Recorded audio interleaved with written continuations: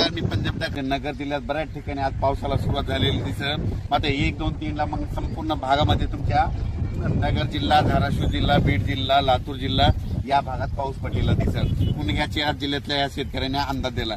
पूर्व विदर्भातल्या शेतकऱ्याला सांगू इच्छितो की पूर्व विदर्भामध्ये नागपूर, वर्धा, भंडारा, गोंदिया, चंद्रपूर, यवतमाळ, अकोला, वाशिम, हिंगोली, बुलढाणा, जळगाव या जिल्ह्यातल्या सर्व शेतकऱ्याला सांगू इच्छितो की 1, 2, 3 जुलैला मात्र तुमच्या इकडे मुसळधार पाऊस पडणार आहे. विदर्भ, पूर्व विदर्भ 6 जिल्हे आणि पश्चिम विदर्भ 5, 11 जिल्ह्यामध्ये मुसळधार पाऊस पडणार आहे. कुठं अतिवृष्टी होणार आहे, कुठं भाग बदलत पाऊस पडणार आहे, कुठं रिमझिम पडणार आहे. पण सांगायचं झालं तर यवतमाळ जिल्ह्यामध्ये खूप जोरात पाऊस पडणार आहे.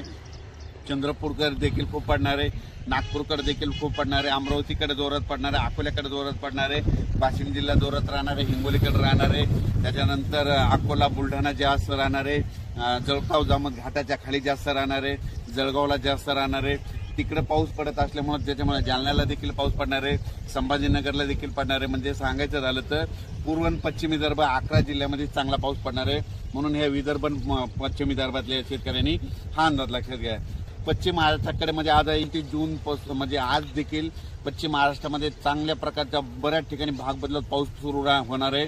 सांगलीकडे, साताऱ्याकडे, त्याच्यानंतर पंढरपूरकडे देखील, नगर जिल्ह्यात देखील बऱ्याच ठिकाणी पाऊस सुरू होणार आहे. म्हणून हे पश्चिम महाराष्ट्रातल्या शेतकऱ्यांनी अंदाज लक्षात घ्यायचा. सोलापूरकडे देखील बऱ्याच ठिकाणी पाऊस पडणार आहे.